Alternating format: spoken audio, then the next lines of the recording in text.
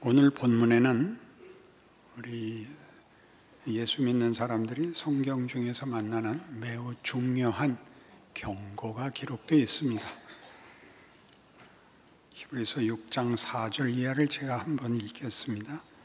한 번 빛을 받고 하늘의 은사를 맛보고 성령에 참여한 바 되고 하나님의 선한 말씀과 내세의 능력을 맛보고도 타락한 자들은 다시 새롭게 하여 회개하게 할 수 없나니 이는 그들이 하나님의 아들을 다시 십자가에 못 박아 드러내놓고 욕되게 함이라.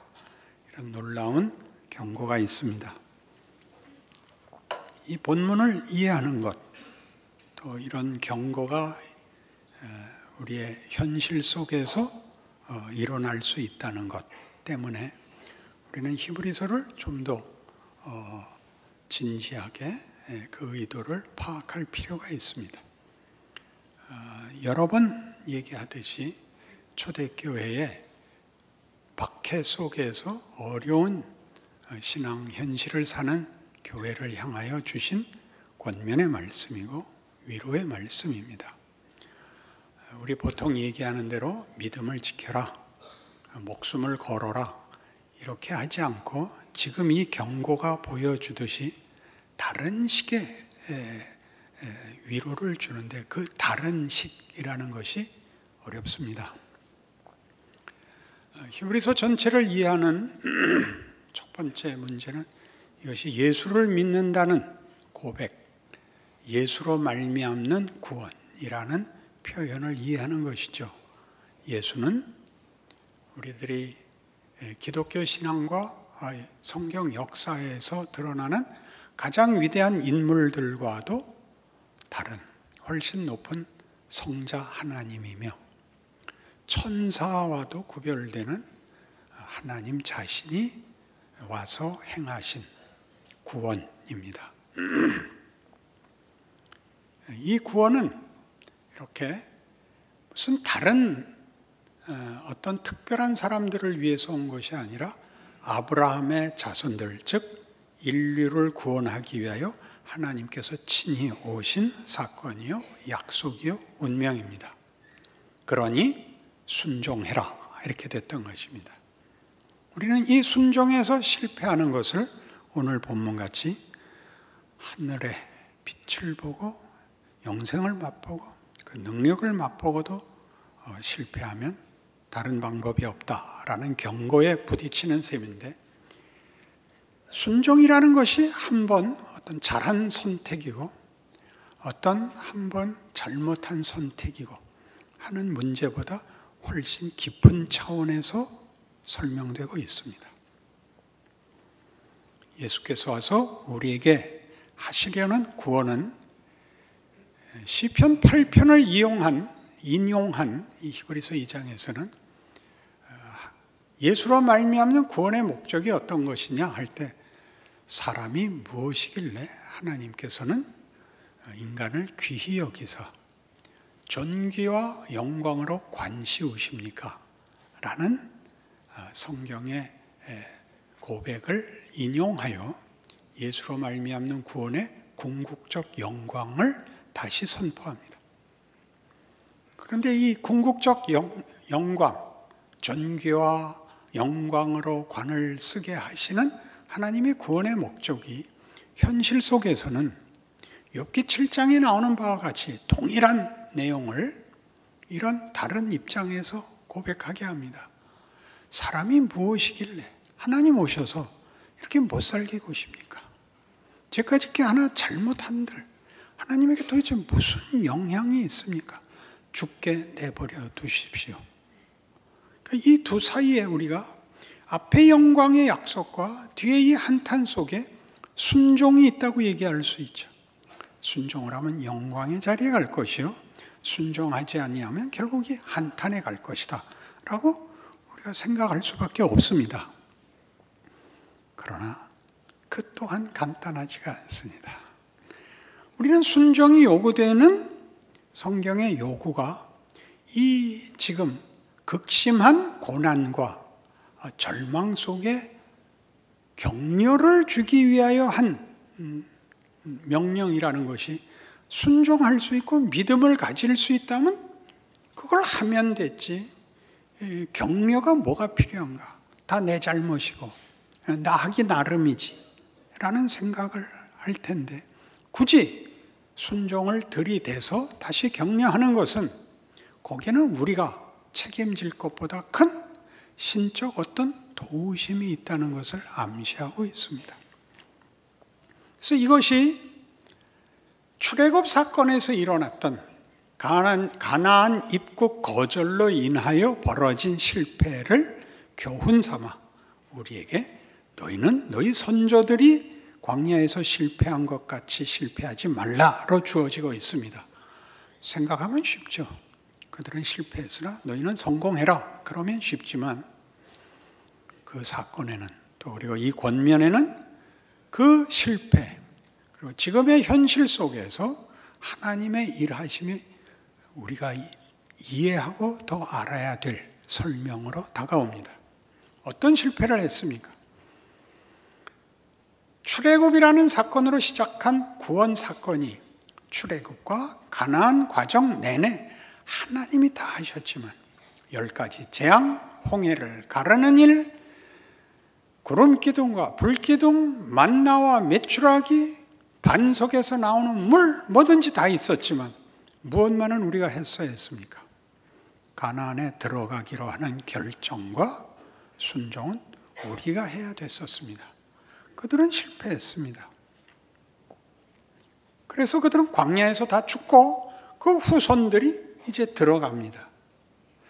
가나안을 정복하고 그 안에서 살게 됐는데 사사기에서 보는 바와 같이 그들은 도착한 땅에서 다시 실패합니다. 그 실패의 가장 두드러진 대표적인 사건이 뭡니까? 우상을 섬기게 됐죠.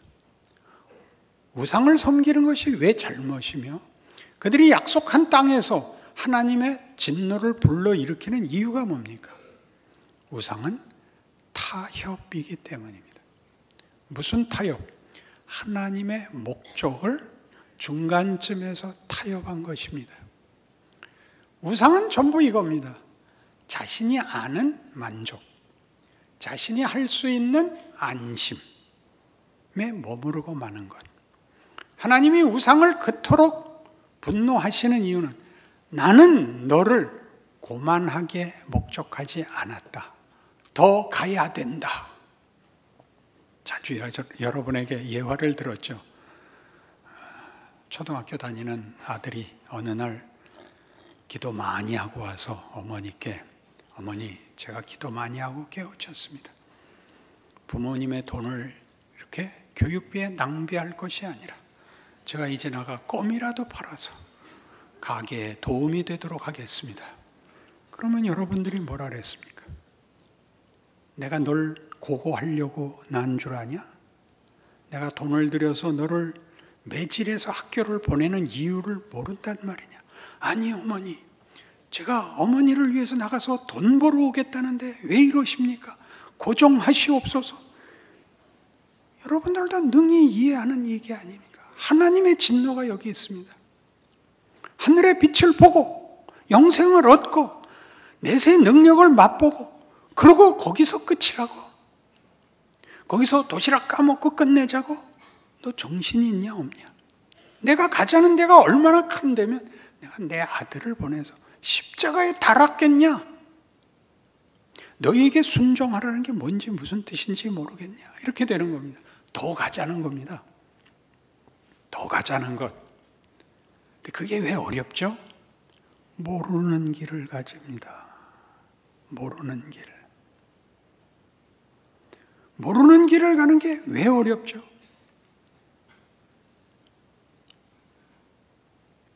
쇼생크 탈출이라는 영화에 그 말미에 기가 막힌 대목이 나오는데 어지간히 읽어내는 사람들도 이 뒷부분을 잘 이해를 못합니다.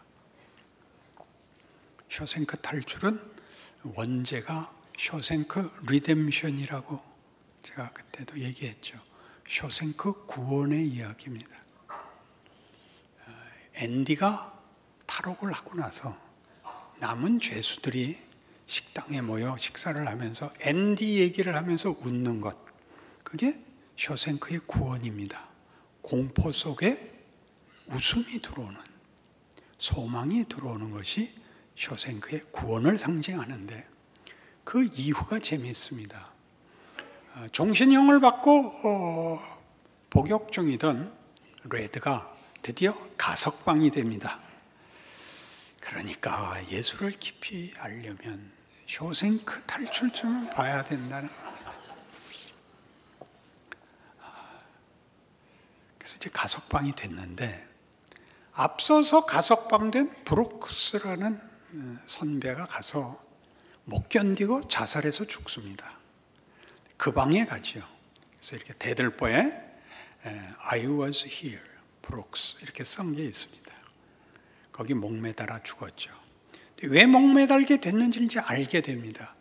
그가 일했던 식품점에서 페이퍼백에 물건 담아주는 일을 하는데 40년을, 그의 생애를 40년을 감옥에서 살아서 모든 걸 허락받아야 됐던 이니까 손을 듭니다. 매니저가. 뭐야? 화장실 다녀오겠습니다. 이리 와봐. 화장실 가고 싶으면 아무 때나 가. 그 다음 장면에 이제 공원에 혼자 앉아서 고민을 합니다. 나는 허락을 받지 않으면 한 방울도 안 나온단 말이야. 평생 허락받고 살았어. 이 대사를 기억하십시오. 난 두려움에 떨면서 살기는 싫다. 나는 내가 익숙한 대로 돌아가고 싶다. 뭐가 익숙했죠? 감옥에서는 선택이 없었고 책임이 없었습니다. 그건 다 위에서 해주는 겁니다. 하라는 대로 하기만 하면 됩니다. 뭐만 포기하면, 자유만 포기하면 되는 거죠. 자유란 담벼락 없는 데서 사는 게 아니라 본인이 인생을 선택하는 것이며 자기의 선택에 책임을 지는 것입니다. 선택하고 책임을 지면 잘못 선택한 것으로 울어야 되는 것이 있고 벌을 받아야 되는 것이 있고, 그러나 그래서 그는 참으로 인간다운 과정을 가지게 되는 것이고, 그리고 인간다워져야 되는 것입니다.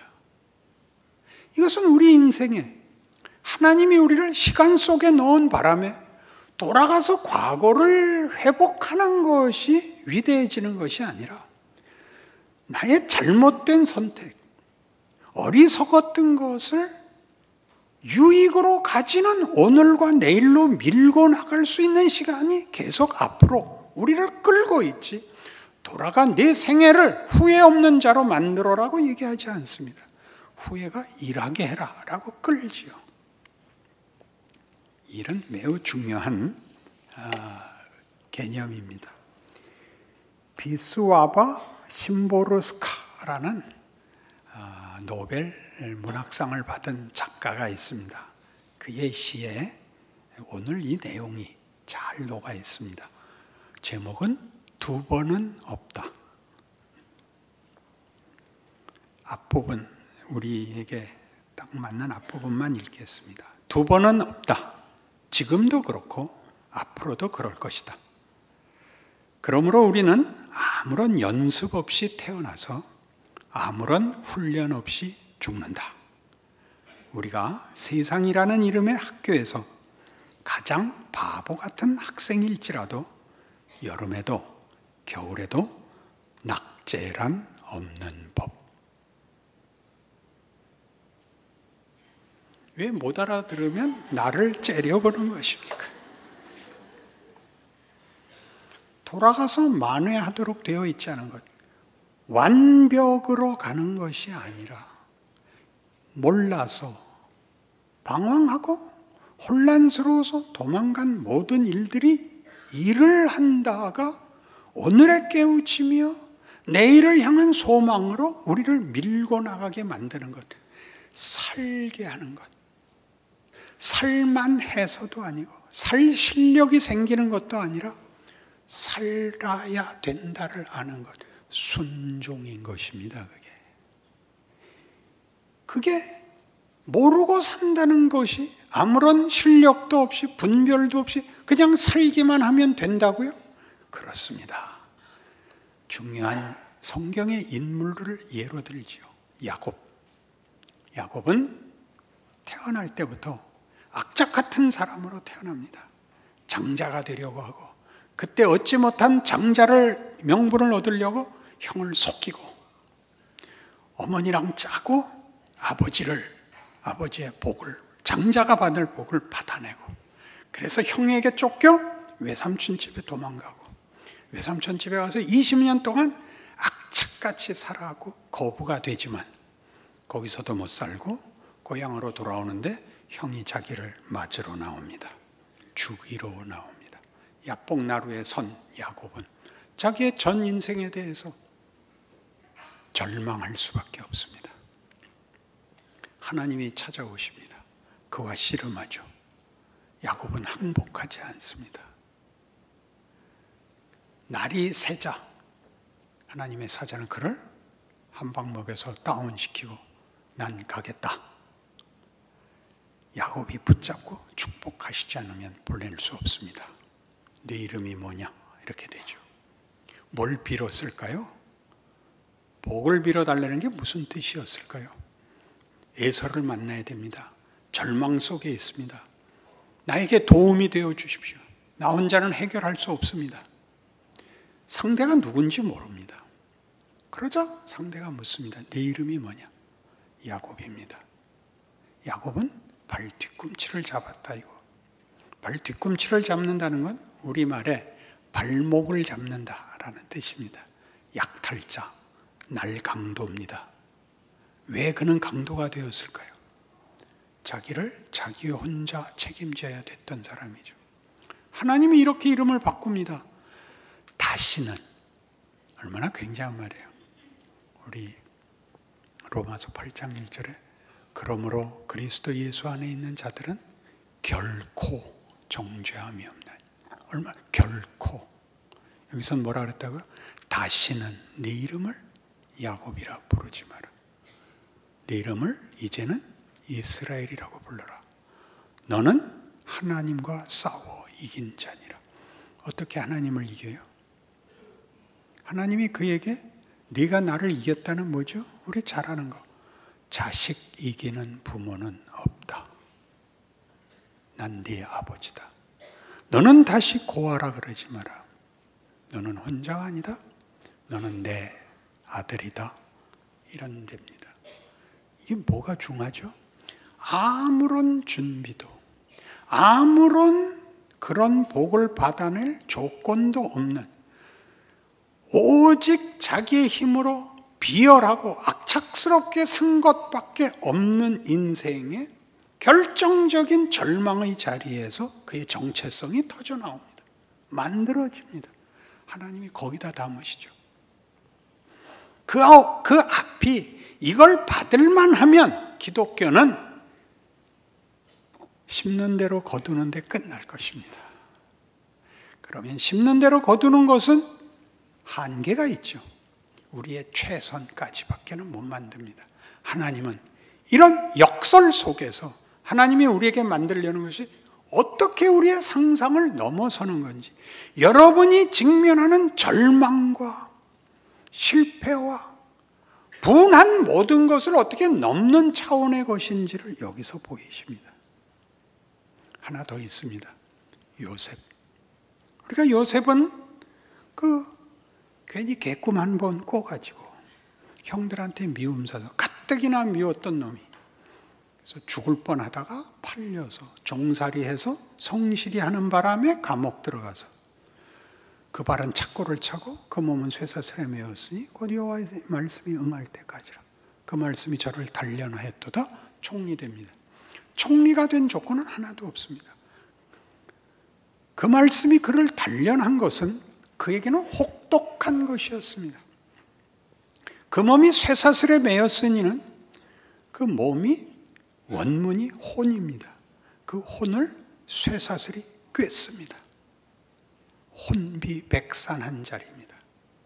요셉은 절망 정도가 아니라 원망하고 분노하고 자폭한 인생을 살았는데 거기다가 하나님이 영광을 담아서 그는 총리가 됩니다. 그러자 희한하게 그에게 실력이 생기죠. 임의로 백관을 제어하고 재산을 관리하고 장로들을 교훈하는 경지에 올라있는 자기를 보게 됩니다. 자기가 걸은 인생은 이런 걸 만들 수 없는 인생이었는데 분명히 아무런 선택도 대안도 수도 없는 길을 걸었는데 담긴 건 이것이었던 것입니다. 그러니 순종은 뭡니까? 살아보라는 것입니다. 이런 약속 속에서요. 로마서 5장.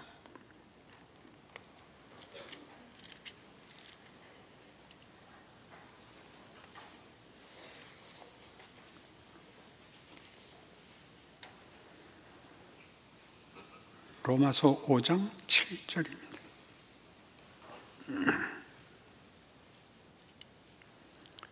의인을 위하여 죽는 자가 쉽지 않고 선인을 위하여 용감히 죽는 자가 혹 있거니와 우리가 아직 죄인 되었을 때 그리스도께서 우리를 위하여 죽으심으로 하나님께서 우리에 대한 자기의 사랑을 확정하셨느니라. 그러면 이제 우리가 그의 피로 말미암아 의롭다 하심을 받았으니 더욱 그로 말미암아 진노하심에서 구원을 받을 것이니 곧 우리가 원수 되었을 때 그의 아들의 죽으심으로 말미암아 하나님과 화목하게 되었은즉 화목하게 된 자로서는 더욱 그의 살아나심으로 말미암아 구원을 받을 것이니라. 그뿐 아니라 이제 우리로 화목하게 하신 우리 주 예수 그리스도로 말미암아 하나님 안에서 또한 즐거워하느니라. 우리는 이 성경 구절을 제대로 이해 못하는 셈입니다. 성경이 하고 싶은 얘기는 이겁니다. 너희가 죄인이었을 때 구원받았다. 은혜를 입었다. 구원을 받은 자리에서는 얼마나 더 많이 받겠냐. 그 조건에서도 하나님이 편을 들었으면 구원을 해낸 조건에서는 얼마나 더 하시겠냐. 또 병행법적으로 이렇게 갑니다. 그리스도께서 죽는 방법으로 너를 구원했다면, 너에게 은혜를 끼쳤다면 살아서 주는 은혜는 얼마나 크겠느냐. 목숨을 끊어서 진심을 설명하는 것과 생명을 가지고 하는 건 얼마나 더 크겠냐. 그니 여러분이 구원은 받았는데 구원받은 자 같지 않다고 생각하는 이 여러분의 현실, 여러분의 인생 행로가 여러분의 마음속에 자책하고 비명을 지르는 모든 것이 자라나기 때문에 나는 모르고 내 실력으로는 갈 수 없는 길에 인도되어 저만치 우리가 모르는 길, 더 높은 데를 가고 있기 때문에 생기는 의심이요, 두려움이요, 그리고 어떤 의미의 난처함입니다. 인도받은 자리에 아무런 준비 없이 실력 없이 가는 것 같은 겁니다. 계속.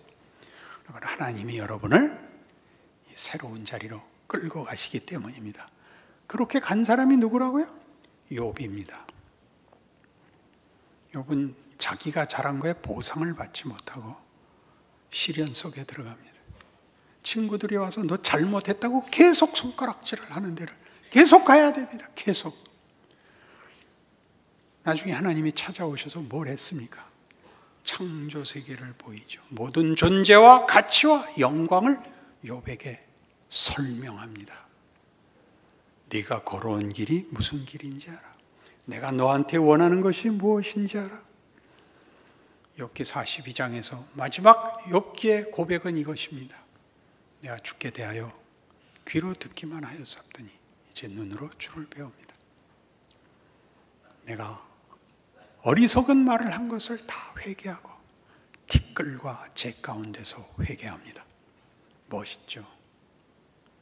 생각할 수 없는 일을 하나님이 하시고 상상할 수 없는 영광의 자리로 우리를 인도하시는 하나님인 걸 이제 내가 알았습니다. 그러니 내가 티끌과 재에 불과하다 할지라도 일어나 따라가겠습니다. 그게 순종입니다.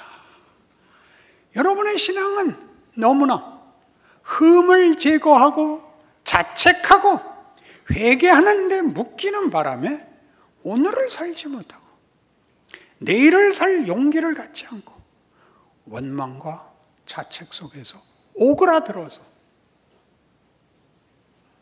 어떻게 해야 될지 모르는 자리에서 해야 되는 믿음의 행복 모른다.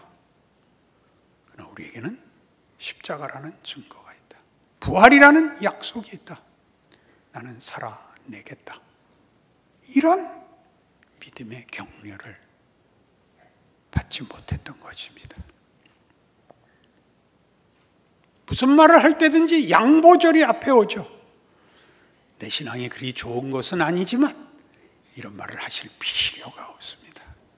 우리가 살아내고 우리가 당하고 우리가 감당치 못하는 모든 것이 하나님의 지혜요 능력이며 거기에 영광과 존귀가 담길 것이라고 믿습니다. 내 인생을 살아야겠고 격려해야겠고 서로 돌아봐야겠고 감사와 찬송으로 이어지는 우리의 신앙 현실이 되어 이 시대에 우리 이웃들 앞에 하나님의 임재가 되는 존재임을 아는 감사가 있기를 바랍니다. 아멘. 기도하십시다.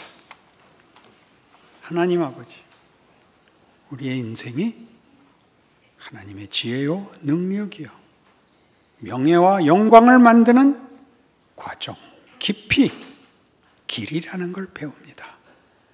충성하게 하옵소서. 울고 일어나고 한숨 쉬고 다시 일어나 주께서 인도하시는 길을 따라 걸어 우리의 입술로 하나님 앞에 찬송과 감사를 올리는 그 자리까지 서게 하옵소서. 예수님 이름으로 기도합니다. 아멘.